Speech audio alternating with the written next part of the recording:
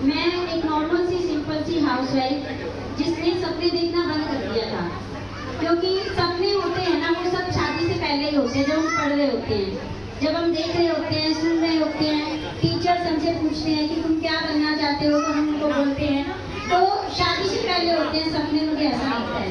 But शादी के बाद बच्चे, परिवार, जॉइंट फैमिली, उन सब में हमारे सपने कहीं ना कहीं खो जाते हैं।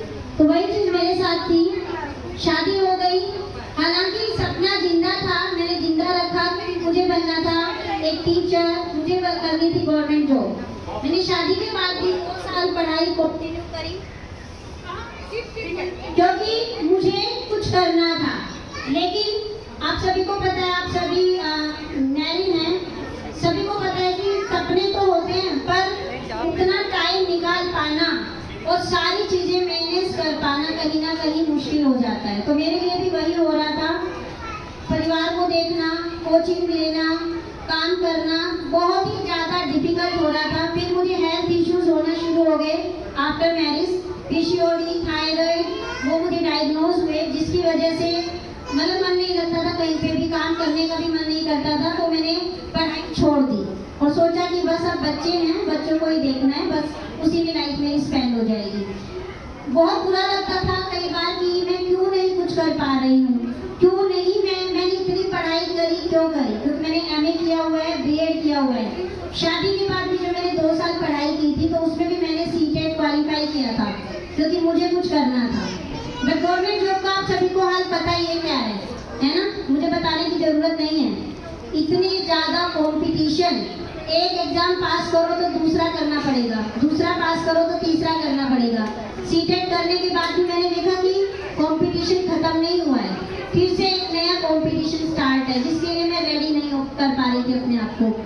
फिर एक दिन ऐसे ही फेसबुक चलाती थी, बहुत कम, ऐसे ही मैंने देखा वर्क फ्रॉम होम की पोस्ट, तो बोलते ना मजाक मजाक में, पता नहीं था कि मेरी लाइफ चेंज होगी। मजाक मजाक में ज्वाइन कर लिया, हस्बैंड को बिना बताए, क्योंकि मुझे कहीं ना कहीं लग रहा था अगर हस्बैंड को बताऊंगी ना तो मना कर देंगे, बोलेंगे ये ऑनलाइन कुछ नहीं होता है, आधार कार्ड देने की कोई ज़रूरत नहीं है। तो मैंने बिना बताए ऐसे ही जस्ट कि पहले मैं देख लूँ अच्छा है नहीं है, मैंने ज्वाइन कर लिया ऑरिफ्लेम को। ज्वाइन करा तो क्योंकि मेरा सपना शुरू से था कि कुछ करना है, तो जिस दिन से ज्वाइन किया उसी दिन से मीटिंग ट्रेनिंग्स को सीरियसली लेना शुरू किया, काम को सीरियसली समझना शुरू किया। 3 दिन के अंदर मुझे इतना समझ में आ गया था ज्वाइन होने के कि अगर मैं यहाँ पे मेहनत करूँगी, काम करूँगी, तो मैं बहुत आगे जा सकती हूँ और ये मैं कर सकती हूँ। क्यों? क्योंकि ये अपने बच्चों को देखने के साथ साथ करना है। क्यों? क्योंकि इसमें इतना मैथ, गणित, हिस्ट्री, साइंस, ज्योग्राफी नहीं है जितना पढ़ाई में होती है। ये बहुत आसान है, डुप्लीकेट करना है। तो मुझे लगा कि नहीं, मैं इसको कर पाऊंगी। और उसके बाद 3 दिन के अंदर मैंने बिजनेस को समझा, अपने हस्बैंड को बताया कि ऐसे करके है, मैंने ज्वाइन किया है। हालांकि कुछ ज़्यादा सपोर्ट नहीं मिला, लेकिन फिर भी क्योंकि मेरा सपना शुरू से था, वो मुझे देखते थे कि मैं रोती हूँ, रात को अपनी बुक्स लेके बैठ जाती हूँ, मैं रोती हूँ कि मैं कुछ कर नहीं पा रही हूँ, तो उन्होंने मुझे मना भी नहीं किया बट मुझे सपोर्ट भी नहीं किया। तो पहले महीने कोई लेवल नहीं हुआ, क्योंकि चीज़ें सीख रही थी, समझ में नहीं आ रहा था। मार्केटिंग लाइन में पहली बार आई थी, नेटवर्क मार्केटिंग क्या होता है नहीं पता था, ऑरिफ्लेम की प्रोडक्ट्स कभी यूज़ नहीं किए थे, कुछ भी नहीं पता था।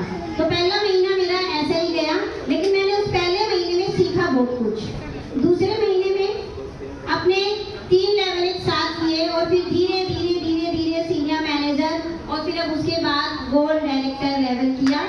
और 3 से भी ज़्यादा मैं 4 इंटरनेशनल ट्रिप क्वालिफाई कर चुकी हूँ, जिसमें से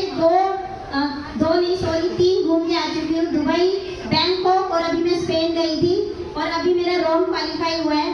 तो एक हाउसवाइफ जिसने सिर्फ ज्वाइन किया था कि चलो 2-4 हज़ार अगर कुछ भी कमाने लग जाऊंगी, तो अपनी खुद की एक सेटिस्फेक्शन के लिए मैंने ज्वाइन किया था।